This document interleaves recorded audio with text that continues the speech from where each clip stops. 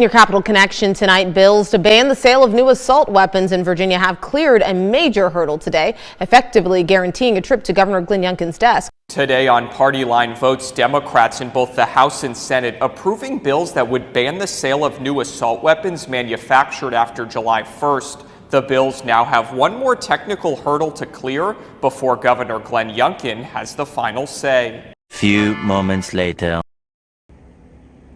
The assault weapons ban in Virginia is dead for now.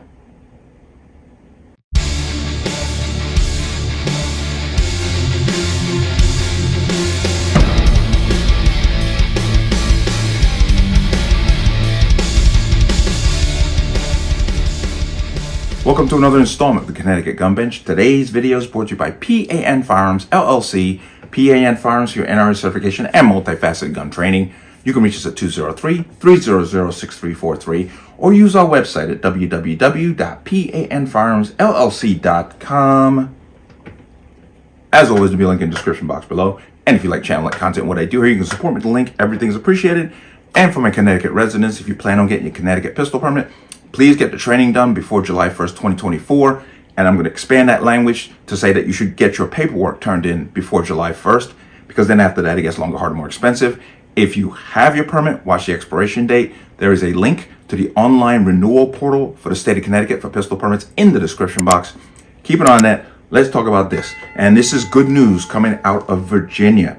As you know, the Democrats, who just have a razor-thin majority in both houses there, pushed through an assault weapons ban strictly down party lines. Now, if you remember, I did the video on that when it initially was being pushed through. And there were a couple of concerns that I had. One being Governor Younkin, who is a wild card, or at least at that time was a wild card in the situation, because he could have gone either way, in my opinion, because I did not get any inkling from him as to what his intentions were when it came to this issue. But he has vetoed the assault weapons ban, along with the magazine capacity, along with several other anti-gun bills. This is great news for Virginians, but in another video, I mentioned the fact that the Democrats are this is a double-edged sword for the Democrats.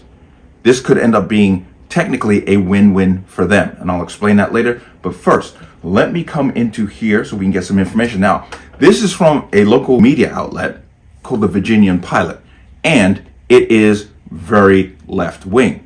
So just understand that as I go through this language. Governor Glenn Younkin takes action on 67 bills, including gun safety legislation. When they say gun safety legislation, that means assault weapons bans, which have nothing to do with gun safety.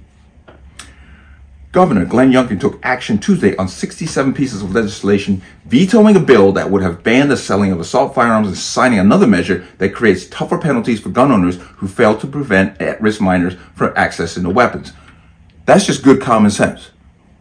Why do I have to ban a whole swath of weapons from people who have done nothing under the guise of it will prevent something that they wouldn't do in the first place? And you should lock up your firearms. You should not let teenagers, minors, especially those at risk, from getting your guns.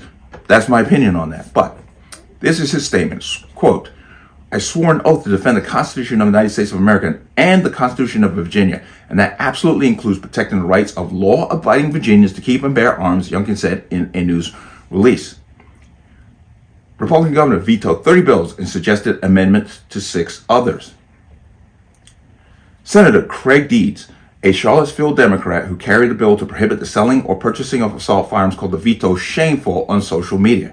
Like, what would you expect him to say anything differently? But 4 Democrats from Hampton Roads co-sponsored the bill, including Senators Louise Lucas of Portsmouth, Mame Locke of Hampton, Aaron Roos of Virginia Beach, and Angelia Williams Graves of Norfolk. Younkin also vetoed a bill from Delegate Cliff Hayes of Chesapeake, intended to prevent impulsive violence or suicide by creating a 5-day waiting period on gun purchases. You don't need a gun to commit suicide. I don't. But in his veto statement, Younkin said the bill was unnecessary because Virginia had background checks. Exactly. A background check that is instantaneous is the same background check that's going to be over 5 days. Quote, Virginia's existing background check ensures that individuals prohibited by state or federal law cannot legally access firearms, he wrote. The Virginia State Police use federal and state records and databases including the Central Criminal Records Exchange. Hayes previously said he carried the measure on behalf of victims' families of the 2022 mass shooting at Chesapeake Walmart, noting the government purchased the firearm the same day as attack on co-workers inside the store. The governor has until April 8th to act on legislation adopted by the General Assembly, which is narrowly controlled by Democrats. Since the legislation adjourned, Younkin has announced actions on dozens of bills. It would take a 2/3 vote to override any veto. A majority of the Democrats do not hold in either chamber. On Tuesday, the governor also rejected a bill that would require any gun owner in a residence with a minor to store the firearm and ammunition in a locked container or compartment or in a biometric locking device if the gun is loaded. Quote, it would completely disarm individuals who cannot afford a storage device, Younkin wrote. Meanwhile, the governor signed a bill to make it a classified felony for a parent or caregiver to fail to prevent a minor from accessing their firearm, if such child was charged or convicted of a violent juvenile felony, or if the adult had received notice of preliminary determination that the child possessed a threat of violence to themselves or other. I just wonder who's making that determination, but let's come out of that. Now, as I said a little bit earlier, this is a two-edged win-win for the Democrats. Now, if he'd have signed this, it'd be a win for the Democrats because then they'd have an assault weapons ban, which they can fit into, basically they would be in stride with the national Democrat agenda of basically invoking assault weapons ban across the country, because the Democrats know they don't have the votes at the federal level to do this. So they've been going state to state to push them to pass assault weapons ban. So they would basically win. But seeing that Younkin has vetoed this bill, come next election cycle, they're going to use it against him. They'll literally write this down, put it on the calendar, whatever you got to do. But trust me, their campaign for the governor's seat, the Democrats are going to literally put wording out there that says Younkin doesn't care about children because he wouldn't sign an assault weapons ban. That's what they're going to do. To gain, well, once again, the emotional fodder and support from, well, quite honestly, the clueless and those that don't exercise logical thinking or common sense. Virginia gun owners, you dodged the bullet. No pun intended. Technically, again, because don't think that this is going to go away. This is going to be one of those back burner issues that are going to always come up every election cycle. Every time the House comes into session, they're going to keep bringing this up over and over and over again. It's not over. It's up to you, Virginia, to vote.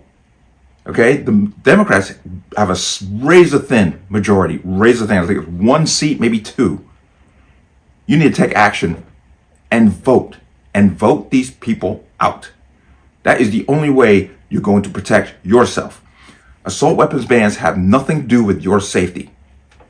We're watching people every day lose their lives from all different kinds of implements. But the only time they care is when it's a firearm, and it has to be a very specific firearm. And even then, the narrative, as we saw in Nashville, what happened there with the Christian school shooting, if the narrative doesn't fit, they don't talk about it. But this is good news here for now. Keep vigilant. Keep up the good fight. Let me know what you think. As always, you can leave your comments in the comment section below. And as always, any statements of violence or statements that lead to violence will be removed. Please like, share, comment, subscribe. Don't forget to hit that notification bell so you're notified the next time a video goes live. I will see you on the next one. Peace.